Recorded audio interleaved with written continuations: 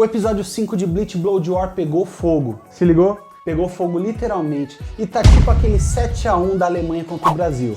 Um massacre. Os Quincy tirando onda, Shinigamis morrendo, um capitão sendo derrotado, o Ichigo preso e quando nada poderia piorar, os Shinigamis reagem. Quer saber como?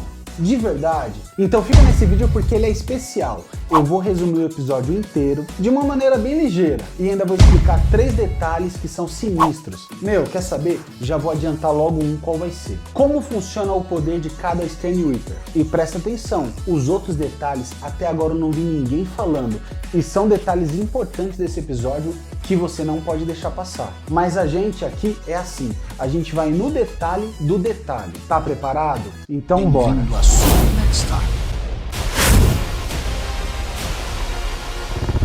Salve nerd! Vini na área, e aí, suave? Pra quem não sabe o que tá rolando aqui, se liga. Esse é o review do 5º episódio de Bleach, A Sangrenta Guerra de 1000 Anos. Então se você não sabe nada até agora, não esquenta. Eu vou deixar o card aqui com todos os reviews dos outros episódios e não se preocupa. Essa playlist vai te explicar tudo, tintim por tintim do que tá rolando de mais importante. Firmeza? Então agora, daqui pra frente, você tá colocando a sua conta em risco porque vai rolar spoiler pra caramba. E como de lei, começamos de onde a gente parou no último episódio. O Ichigo foi convocado para ajudar a Soul Society, mas infelizmente ele foi preso pelo Stern Reaper J. E na moral, pra dar aquele drama pesado, ele no telefone com a galera lá dos Shinigamis, todo mundo gritando, desesperado, porque eles estavam sendo atacados e o Ichigo não podia fazer nada para se libertar. Mas o Jota, se sentindo confiante, acreditando que estava na vantagem, é cortado no meio por um golpe escarlate, vermelho sangue, e cai como se não fosse nada. Mas de boa, quem é esse ser que cortou um Stern Reaper com tanta facilidade? E depois ele ainda aponta a ponta da espada pro rosto do Urahara. Enquanto isso, na Soul Society, os Shinigamis estão se divertindo. O Jidanbou, aquele guarda do portão da Sereitei, está atacando a divisão da inteligência da Soul Society. Obviamente ele está sendo controlado por um Quincy. E o fodástico Byakuya, detalhe, eu falei Bayukia no último review inteirinho, porque eu tenho um vício de linguagem lá do Bleach quando eu assisti em DVD ainda. Então, me perdoa, hein? Voltando, o Byakuya está lutando contra o Quincy F. E na verdade, não é nem uma luta, aquilo na verdade é um massacre. Nitidamente, o Shinigami foi nerfado, ele tá muito mais fraco que o normal. E dá pra gente ver o tipo de impotência que tá rolando, não só nos ataques, quanto também na velocidade e na força. Ele não supera o Quincy em nada, nada mesmo. Mas a verdade é que tudo isso é efeito do poder do Quincy de gerar medo. Mas calma aí. E se você não entendeu como assim gerar medo, essa característica de poder dos Stern Reapers eu vou explicar tintim por tintim, todos os detalhes lá no final do vídeo. Então fica ligado, hein? E quando a Bankai do Byakuya foi roubada, aí foi, ó, o último prego no caixão. E detalhe, mas aqui além do sofrimento do seu tenente, o Renji, vemos também que nossas suspeitas estavam totalmente certas. Aquilo que a gente pensou.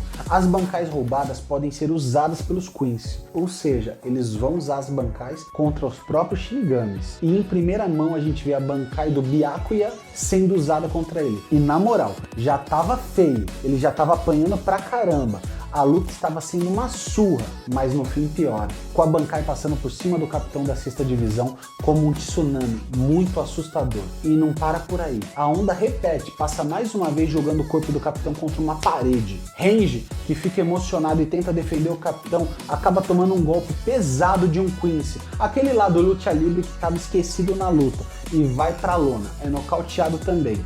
E a amada Rukia, a irmãzinha do Byakuya, ao perceber que a presença dele estava sumindo, se distrai, dá as costas para o seu oponente e também é nocauteada. E o detalhe é que não só a presença do Byakuya sumiu, como também a sua Zanpakuto foi quebrada em 3 partes. E na boa, não dava para piorar, mas surge na frente do Rei Quincy Zarak, o fucking Zarak, que carrega nos ombros 3 Stern Reapers. Isso aí, 3 Quincy's de elite. Enquanto os Shinigamis estavam sendo massacrados, Zarak tá tirando onda e chega perguntando assim: você é o chefe desses perdedores?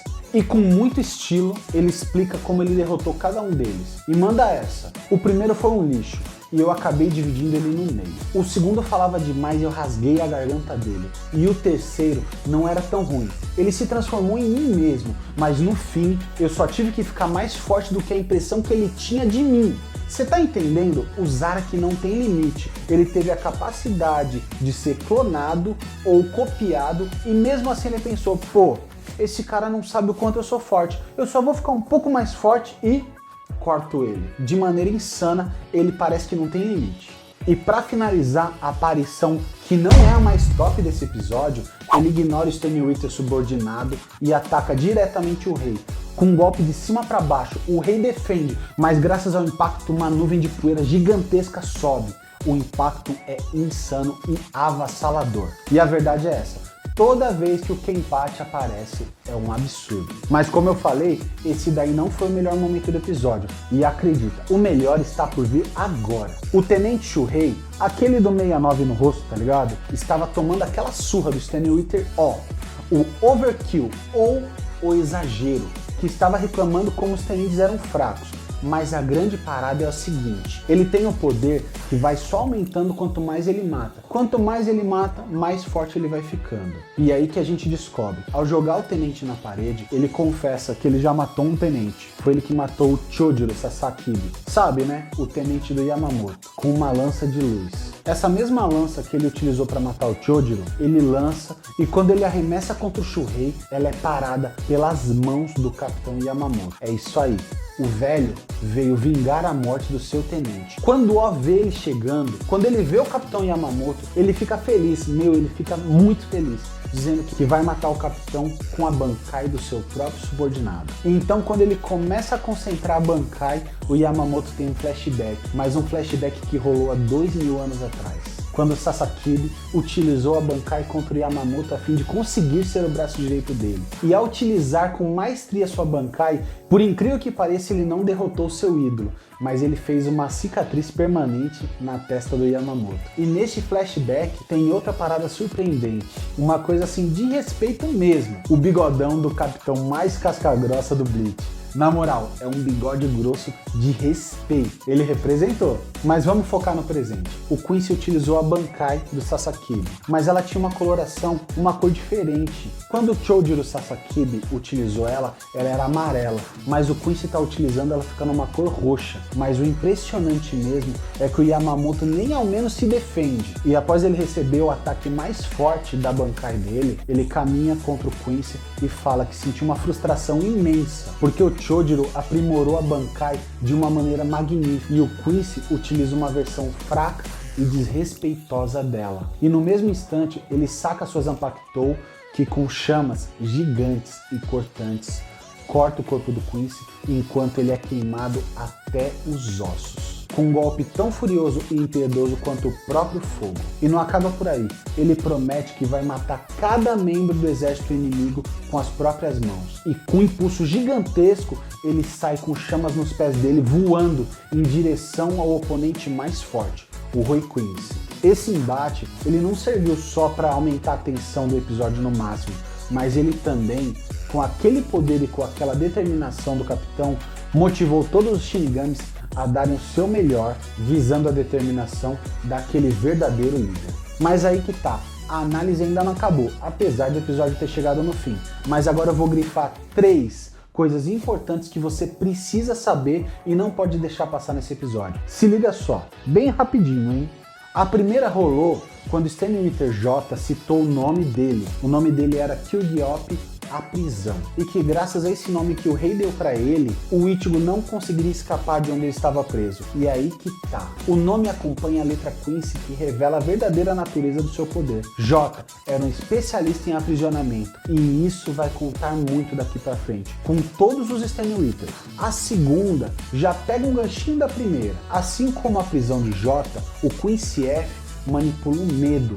Não é só um medo que ele desperta, mas ele controla esse medo. E esse medo não é um pensamento, não é só um sentimento, e sim um instinto. E o instinto, ele é praticamente incontrolável. E por isso que tanto a primeira leva de Shinigamis que enfrentou o Quincy corriam e gritavam de medo, como também o Byakuya ficou nerfado, porque acima do seu poder e força, o medo da hesitação, e isso destruiu completamente o desempenho dele na luta. E por último, mas não menos importante, o Quincy, ao utilizar a Bankai de Chojuro Sasakibe, deixa a gente perceber uma coisa muito importante, que mesmo com os Quincy roubando as Bankais, tanto as propriedades quanto a cor e a força dela mudaram.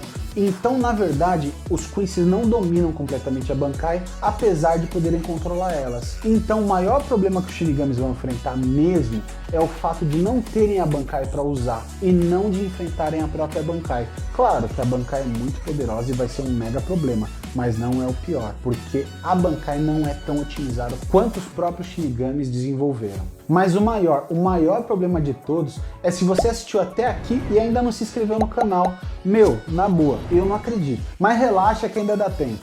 Se inscreve no canal aí para não perder o review da semana que vem. E lasca o dedo no like para ajudar o canal a crescer. E não se esquece, Super Nerd Star só tá começando e você já faz parte do nosso clã. Super Nerd Star, tchau!